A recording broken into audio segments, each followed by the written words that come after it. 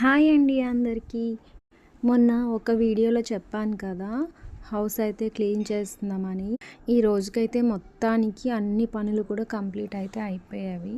ఇంకొక 4 డేస్ నుంచి కూడా మేము క్లీన్ చేసిన గిన్నెలు మొత్తం సామాన్లు అన్నీ కూడా మేడ మీదే ఉన్నాయన్నమాట. మొత్తం ఇల్లు మొత్తం క్లీన్ చేశాక ఒకేసారి తెచ్చుకొని నీట్గా పేర్చుకుందాం అనేసి అలానే ఉంచాము. అయితే చూసారా, మొత్తం ఇల్లు మొత్తం ఎంత ఖాళీగా ఉందో. ఇదిగోండి మా బుడ్డది విన్యాసాలు అయితే చేస్తుంది. సామాన్లు అన్నీ కూడా మంచం పైన పెట్టేసి మా అమ్మ అయితే నీట్గా గుడ్డతో అయితే తుడిచేస్తుంది. ఇంకా మా పొట్టిది కూడా ప్రతి పనిలో కూడా ఉంటుంది అనమాట. పని చేస్తున్నామంటే చాలా యాక్టివ్గా ఉంటుంది. ఇంకా అయితే నేనైతే వాళ్ళు అయితే తుడిచేసి నాకు అందిస్తున్నారు సామాన్లు. నేనైతే ఎదుగుండి స్లేడ్ పైన అయితే పేర్చేస్తున్నాను. మా పూజ కూడా అబ్బాయి ఎంత బాగా క్లీన్ చేస్తుందో బుజ్జిది.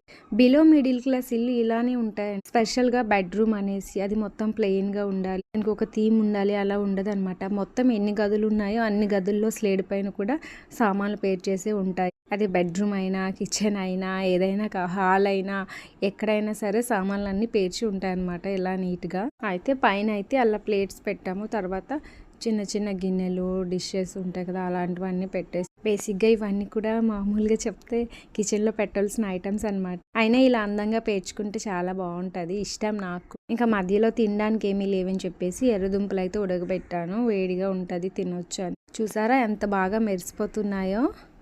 ఇదిగోండి ఇలా అయితే అన్నీ కూడా పేర్చి మనకున్న దాంట్లో మనం హ్యాపీగా ఉండాలండి. ఎవరి దగ్గర ఏదో ఉంది కాకుండా మనకున్న దాంట్లోనే మనం నీట్గా అన్ని సర్దుకోవాలి, హ్యాపీగా ఉండాలి, అంతే. చూసారా ఎలా పేర్చాను?